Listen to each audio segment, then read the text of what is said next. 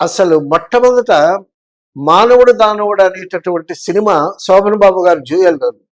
అందులో మానవుడు దానవుడు 2 క్యారెక్టర్స్ ఉంటాయి శోభన్ బాబు గారివి. ఆ సినిమాకి డైలాగ్స్ రాశాను. ఆ డైలాగ్స్ ఆ సినిమా చూసి అతని డైలాగులు బాగున్నాయని ఆయన్ని బుక్ చేశారు. అలాగే విశ్వనాథ్ గారు కూడా ఆ మానవుడు దానవుడు అనేటటువంటి సినిమా చూసి విశ్వనాథ్ గారు, బాలయ్య గారు నేరమ శిక్ష అనే సినిమాకి అతన్ని రైటర్గా పెట్టాడు. తర్వాత కృష్ణ గారు తర్వాత వరుసగా సినిమాలు ఇచ్చారు. అలాగే ఎన్టీ రామారావు గారితో ధర్మా దైవమా చాలా సినిమాలు చేశాడు ఆయన. తర్వాత స్టోరీ డిస్కషన్లో మోదుకూరి జాన్సన్ రైటర్, వీళ్ళందరూ అద్భుతమైనటువంటి కంట్రిబ్యూషన్స్, లెజెండ్స్ అనమాట ఆ సినిమాకి పనిచేసిన వాళ్ళు. ఈయన ఒక సినిమా గురించి సినిమా డైలాగులు రాస్తూ ఒక సీన్లో కర్ణుడు రిఫరెన్స్ రాశాడు. కర్ణుడి గురించి చాలా అద్భుతంగా కర్ణుడి గురించి వర్ణించి చెప్పాడు. అప్పటికి దానవీర సూర కర్ణ తీద్దామని మనసులో ఉంది ఎవరికి, ఎన్టీ రామారావు గారికి. ఓకే. అప్పుడు ఇంప్రెస్ అయ్యి కర్ణుడు రిఫరెన్స్ వచ్చింది కదా, ఆ కర్ణుడు లాగే ఒక క్యారెక్టర్ పోర్ట్రేట్ చేశాడు ఆయన ఒక సీన్లో. అప్పుడు నేను తీయబోయే దానవీర సూరకర్ణకి మీరే రాయాలి అది ఇది అన్నాను. అంటే అప్పుడు మోదుకూరి జాన్సన్ గారు, నేను కరెక్ట్ కాదండి, నాకన్నా ఒక ఆయన ఉన్నాడు చాలా గొప్ప రైటరు అని కొండవీటి వెంకట కవి గారిని సజెస్ట్ చేశాడు. అప్పుడు రామారావు గారు కొండవీటి కవిని పిలిపించి దానవీర సూరకర్ణ రాయించాడు. అంటే తను ఏమి రాయగలడో, ఎంతవరకు రాయగలడో అనేటటువంటి ఈ క్యాలిక్యులేషన్స్, తన బలం ఏంటో తనకు తెలుసు అనమాట Modukuri Johnson. So Modukuri Johnson అంటే నాయుడు గారికి చాలా ఇష్టం. మేము అప్పుడు మోదుకూరి జాన్సన్ ఇంటికి అప్పుడప్పుడు వెళ్తూ ఉండేవాడు. మోదుకూరి జాన్సన్ జాలాదిని విజయ నిర్మల గారికి పరిచయం చేశాడు. తర్వాత ఒక శ్యామ్ అని ఒక ఆర్టిస్ట్కి వేషాలు ఇప్పించాడు. తర్వాత నాకు ఒక సినిమాకి అసోసియేట్గా రికమెండ్ చేశాడు. చాలా హెల్ప్ఫుల్ నేచర్ అతను. ఎవరొచ్చి ఏది అడిగినా సరే అసిస్టెంట్ డైరెక్టర్ అక్కడ పెట్టండి అని అంటే పెట్టేవాడు. తర్వాత అతను మంచి నటుడు. అతను కూడా చాలా మంచి ఉంగరాలు జుత్తు, చాలా అందగాడు. అతను కూడా అందగాడే. ఈ సినిమాకి పనిచేసిన వాళ్ళందరూ సోమబాబు సొగ్గాడు, వీళ్ళు కూడా సొగ్గాడే. రామానాయుడు గారు సొగ్గాడు, బాపయ్య గారు సొగ్గాడు, ఈయన కూడా సొగ్గాడే. ఈ చాలా అందంగా ఉంటాడు. మంచి పంచకట్టులో చూడాలి అంటే నాగేశ్వరరావు గారిని, నారాయణ రెడ్డి గారిని, జాన్సన్ని చూడాలి, అంత బాగుంటాడు. ఆ విధంగా ఈ ఒక మంచి రైటర్ వచ్చాడు. పోతే ఈ సినిమాకి పాటలు ఎవరు, ఆచార్య ఆత్రేయ గారు అద్భుతమైనటువంటి పాటలు రాశారు.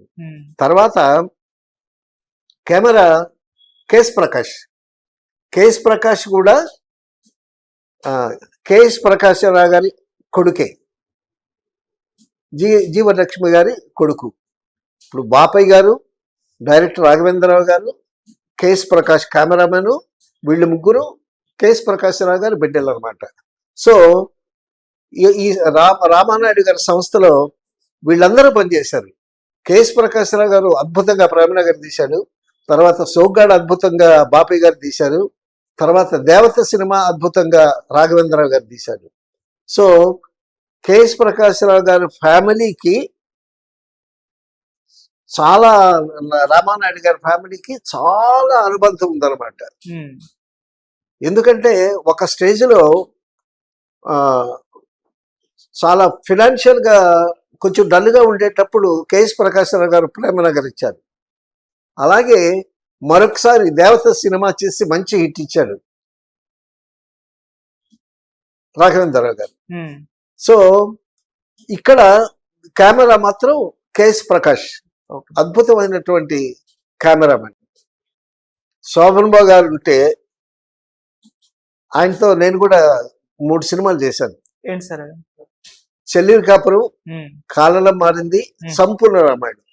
సంపూర్ణ రామాయణం 3 సినిమాలు చేశాను. ఉమ్, అన్నగారు అన్నగారు అని అంటారు, ఉమ్, తమ్ముడు తమ్ముడు తమ్ముడు అంటాడు ఆయన. ఉమ్, చాలా తక్కువ మందితో మాట్లాడతాడు, చాలా తక్కువ మాట్లాడతాడు, చాలా ఎక్కువ ఆలోచిస్తాడు. అందుకే he became a multi millionaire. ఆయన ఆ ఆర్థిక విషయంలో ఎంతో మందికి ఆదర్శప్రాయుడయ్యాడు. ఆయన అందగానే కాదు, మంచి ఫ్యూచర్ ప్లాన్ చేసేటటువంటి గొప్ప ఆలోచన పరుడు. ఈయన హీరోగా ఉంటే అసలు ఆయనకు అందం అసలు ఆ విగ్గులోనే ఉంటుంది.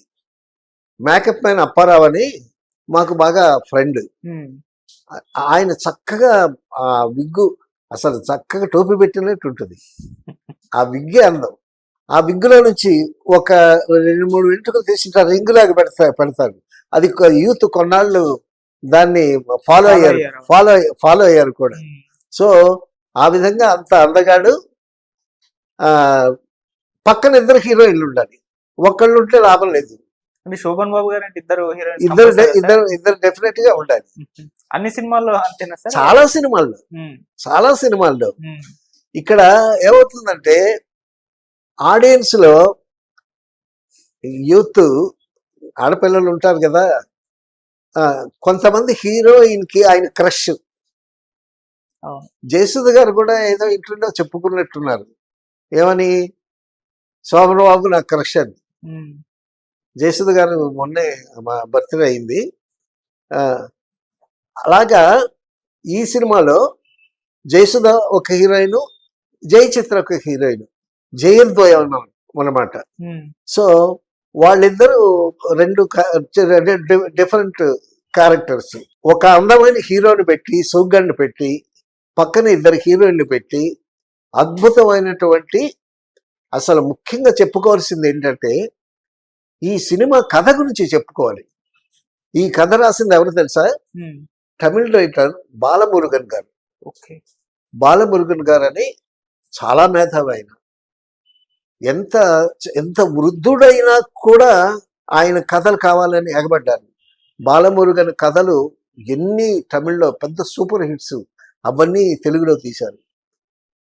ఆలు మగలు, భార్య బిడ్డలు, చాలా సినిమాలు బాలమురుగన్ కథలు. తర్వాత క్రాంతి కుమార్ గారు శ్రావణ మేఘాలని ఒక సినిమా తీశారు, అది బాలమురుగన్ కథ. ఆయన కథ చెప్పే విధానం ఎలా ఉంటుందంటే ఆర్భాటాలు ఉండవు, ఓ గొప్పగా గ్రాండ్ అయిన అది ఏముండదు. చాలా కూర్చొని చాలా కూల్గా, చాలా సింపుల్గా కథ చెప్తాడు ఆయన. ఒక 20 నిమిషాల్లో కథ చెప్పేస్తాడు. కథ చెప్పేసి వస్తానండి అని ఫైల్ పెట్టుకొని వెళ్ళిపోతాడు ఆయన. వెళ్ళిపోయిన తర్వాత ఆయన చెప్పిన కథ గురించి మనం 1 గంట తరబడి ఆలోచించాల్సినటువంటి పరిస్థితి వస్తుంది. అంత మేధావి బాలమురుగన్ గారు. ఆ శ్రావణ మేఘాల కథ చటర్జీ గారికి చెప్పాడు ఆయన. చటర్జీ గారు వచ్చి క్రాంతి గారికి చెప్పాడు, ఆ కథ విని చాలా బాగుందని. అప్పుడు క్రాంతి గారు నన్ను కూడా వినమన్నారు ఆ కథ. సో 3 సార్లు కథ చెప్పాడు.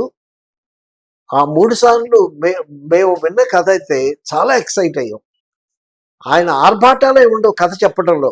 గట్టిగా అరవటం అని కానీ, ఆ ఫైట్ వచ్చాడు, హీరో వచ్చాడు వాడు కొట్టాడు, ఇలా చెప్తారు కొంతమంది కథలు. అటువంటి ఆర్భాటాలు లేకుండా చాలా కూల్గా కాముగా కథ చెప్పి వెళ్ళిపోతాడు. కథ విన్న తర్వాత మనం తణుకు చావాలి ఆ కథ గురించి ఆలోచిస్తూ.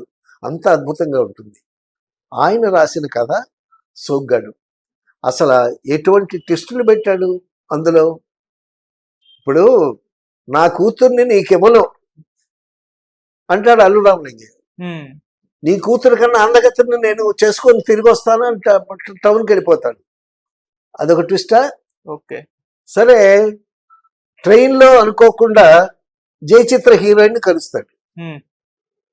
జయచిత్రని గిరిబాబు మోసం చేస్తాడు. సరే, మోసం చేసేసరికి ఈ అమ్మాయిని తీసుకొని హోటల్కి వెళ్తాడు. హోటల్కి వెళితే అదే హోటల్లోకి గిరిబాబు మళ్ళా వస్తాడు.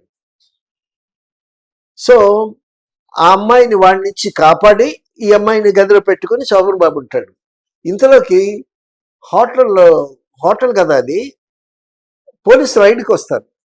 పోలీసు రైడ్కి వస్తే అప్పుడు ఏం చెప్తాడంటే ఆ హోటల్ వాడు వచ్చి నువ్వు ఈ అమ్మాయితో ఉంటున్నావు, ఆ పోలీసులు రైడ్ చేస్తారు, రైడ్ చేస్తే ఈ అమ్మాయిని పట్టుకెళ్ళిపోతారు, పెళ్లిగాని అమ్మాయి ఈ అమ్మాయి అది ఇది అంటే పోలీసులు పట్టుకెళ్లకుండా ఉండటం కోసం అని ఈ అమ్మాయి నా పెళ్ళమని చెప్పడానికి తాళి కట్టేస్తాడు. ఓకే. చూసావా అక్కడ సీను ఎట్లా డ్రైవ్ చేశాడు ఆయన, తాళి కట్టేస్తాడు. అలాగే లాస్ట్ లో మంజు భార్గవి వీళ్ళంతా ప్లాన్ చేసి ఈ శోభన్ బాబు మీద కుట్ర పన్ని అక్కడ ఒక క్యారెక్టర్ పెట్టాడు సత్యనారాయణ అల్లు రామలింగ వీళ్ళు కుట్ర పన్ని మంజు భార్గవిని ఈయన కడుపు చేశాడు అది ఇదని చెప్పి ఒక ఎలిబి సృష్టిస్తాడు.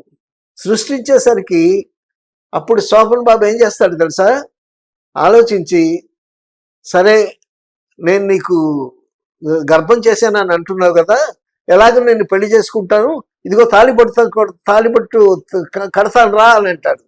అనేసరికి అది అప్పుడు షాక్ అయ్యి అది వెనక్కి తగ్గి దాన్ని తీసుకొచ్చినటువంటి పింపు వేషం వేసినటువంటి తమిళ హీరో నగేష్, చాలా ఫేమస్ కమెడియన్, ఆ విధంగా వాళ్ళు వెనక్కి తగ్గుతారు అనమాట. అలాగా ఆ తాళిబొట్టుతో ట్విస్టులు పెట్టాడు, కథలో రకరకాలైన ట్విస్టులు పెట్టాడు. అయితే ఆఖరికి ఇప్పుడు ఈ అమ్మాయిని నీకు నా కూతుర్ని ఇవ్వనంటాడు కదా, జయసుధని ఇవ్వనంటాడు. ఇవ్వననేసరికి మొత్తానికి ఏమిటి ఆవిడని రక్షించడానికి మెళ్ళలో తాళి కట్టాడు, పోలీసులు బారి పడకుండా ఉండటం జయచిత్ర మెళ్ళలో తాళి కట్టాడు. బట్ యాక్చువల్గా మనసు మాత్రం ఇక్కడే ఉంటుంది. క్లైమాక్స్లో ఏమవుతుంది,